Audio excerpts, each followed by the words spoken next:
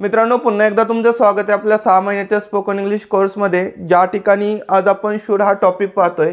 आणि शुड या टॉपिकमधले नकारार्थी वाक्य आणि नकारार्थी प्रश्नार्थी वाक्य इंग्लिशमध्ये कशा प्रकारे बोलायचे किंवा कशा प्रकारे ट्रान्सलेट करायचे हे व्यवस्थितपणे समजून घेतोय. बघा मित्रांनो, मागच्या व्हिडिओमध्ये आपण याच्यावरती होकारार्थी वाक्य आणि प्रश्नार्थी वाक्य कशा प्रकारे ट्रान्सलेट करायचे हे पाहिलेले आहेत. आज आपण पाहतोय नकारार्थी वाक्य कसे ट्रान्सलेट करायचे. कोणते वाक्य? नकारार्थी.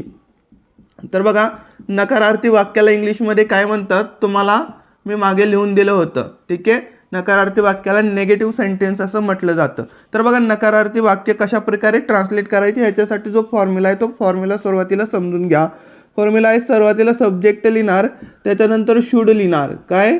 शुड. त्याच्यानंतर नॉट लिहिणार, त्याच्यानंतर क्रियापदाचं पहिलं रूप लिहिणार, त्याच्यानंतर ऑब्जेक्ट लिहिणार आणि त्याच्यानंतर रिमाइनिंग सेंटेन्स लिहिणार आणि फुल स्टॉप देणार. ठीक आहे. तर बघा मित्रांनो, हा जो नॉट आहे हा तुम्ही शुडशी एकत्र करून शुडंट असं पण लिहू शकता. काय लिहू शकता? शुडंट. हे पण तुम्ही लक्षात ठेवा. बघा, वाक्य घेऊया आपण उशिरा झोपायला नको. तर हे वाक्य आहे. ठीक आहे. ह्याचं होकारार्थी वाक्य कसं होणार? आपण उशिरा झोपायला हवं. ठीक आहे. तर बघा, आता नको आहे म्हणजे नकारार्थी वाक्य आहे. आता याला ट्रान्सलेट करताना सुरुवातीला तुम्ही सब्जेक्ट घेणार. सब्जेक्ट कोण आहे? आपण, म्हणजेच वी. त्याच्यानंतर शुड, त्याच्यानंतर नॉट. We should not. आता इथं झोपणे म्हणजे काय? स्लीप. हे काय झालं? आपलं क्रियापद झालं. हे लिहिलं तुम्ही सब्जेक्ट, त्याच्यानंतर शुड नॉट लिहिलं, त्याच्यानंतर क्रियापद, झोपणे म्हणजे स्लीप आणि उशिरा म्हणजे लेट आणि full stop. We should not sleep late. हे झालं पहिलं वाक्य. आता बघा दुसरं वाक्य, तिने वेळ वाया घालवायला नको. वेळ वाया घालवायला नको.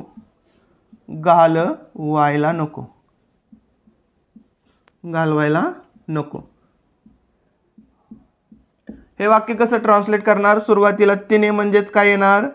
शी. त्याच्यानंतर शुड, त्याच्यानंतर नॉट. She should not. वाया घालवणे म्हणजे काय? वेस्ट. आणि वेळ म्हणजे काय? Time. She should not waste time, किंवा तुम्ही असं पण म्हणू शकता, शी शुडंट वेस्ट टाइम. ठीक आहे, दोन्ही प्रकारे म्हणू शकता. तर मित्रांनो, आपण पाहिलं की शुडचा जो वापर आहे हा सल्ला देण्यासाठी केला जातो. एखाद्याला तू असं केलं पाहिजे असं सांगण्यासाठी किंवा तू असं करायला हवं असं सांगण्यासाठी याचा वापर केला जातो. आणि त्याच्यामधले नकारार्थी वाक्य कसे ट्रान्सलेट करायचे हे आपण या ठिकाणी समजून घेतले. आता बघा, आपण पाहूया नकारार्थी प्रश्नार्थी वाक्य कसे ट्रान्सलेट करायचे. ठीक आहे. हे बघा, वाक्याचा जो चौथा प्रकार आहे तो आहे नकारार्थी प्रश्नार्थी वाक्य. नकारार्थी प्रश्नार्थी वाक्य. याला इंग्लिशमध्ये काय म्हटलं जातं? Negative interrogative sentence. ठीक आहे. तर काय असतात बघा हे वाक्य, की नकारार्थी वाक्य जे आहे याच्या शेवटी का लावून प्रश्न विचारला जातो. आणि हे वाक्य ट्रान्सलेट करताना तुम्ही सुरुवातीला शुड लिहिणार. काय लिहिणार? शुड.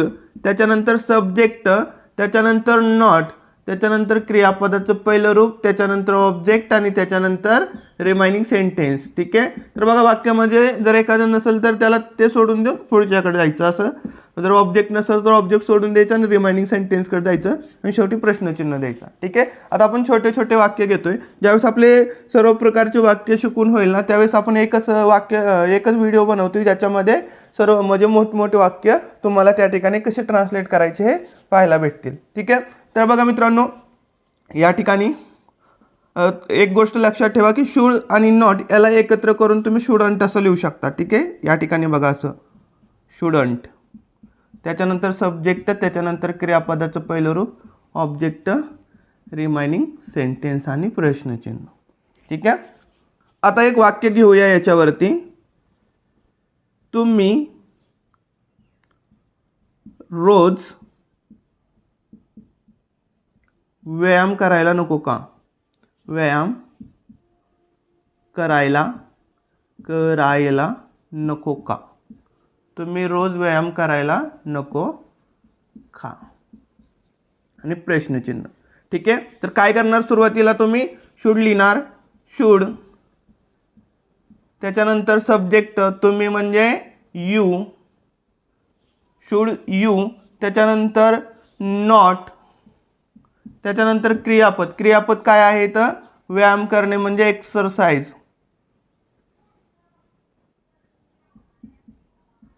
एक्सरसाइज, आणि त्याच्यानंतर रोज म्हणजे काय डेली, आणि प्रश्नचिन्ह. Should you not exercise daily, किंवा तुम्ही असं पण म्हणू शकता शुडंट यू एक्सरसाइज डेली. दोन्ही प्रकारे तुम्ही म्हणू शकता, हे गोष्ट पण लक्षात ठेवा.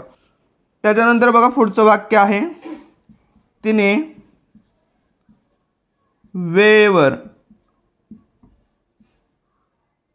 यायला नको का? यायला नको का?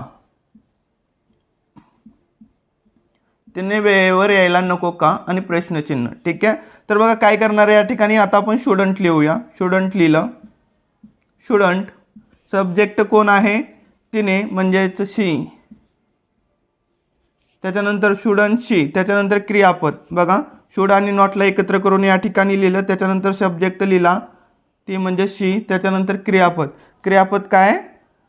येणे म्हणजे कम, आणि वेळेवर म्हणजे ऑन टाइम, आणि प्रश्नचिन्ह.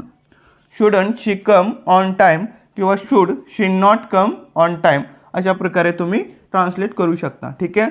तर बघा नकारार्थी वाक्य, नकारार्थी प्रश्नार्थी वाक्य कसे ट्रान्सलेट करायचे हे आपण पाहिले. एक गोष्ट लक्षात ठेवा मित्रांनो, की हे जे नकारार्थी वाक्य आहेत, तर कधी कधी असे वाक्य असतील की नकारार्थी वाक्याचे नकारार्थी प्रश्नार्थी वाक्य तुम्ही बनवले तर थोडेसे वेगळे वाटतील. म्हणून आपण या ठिकाणी जे मागचे 2 वाक्य होते तर त्यांना जर शेवटी का लावून विचारलं असतं तर ते वेगळे वाटले असते. म्हणून आपण या ठिकाणी वेगळे वाक्य घेऊन कसे ट्रान्सलेट करायचे हे शिकलेलो आहोत. ठीक आहे. तर बघा तुमच्या सरावासाठी काही उदाहरणे या ठिकाणी दिलेली आहेत. तर याला नक्की तुम्ही कमेंट बॉक्समध्ये ट्रान्सलेट करा. व्हिडिओ आवडल्यास लाईक करा, मित्रांमध्ये शेअर करा. काही समजलं नसेल तरी कमेंट बॉक्समध्ये लिहा. Thanks for watching.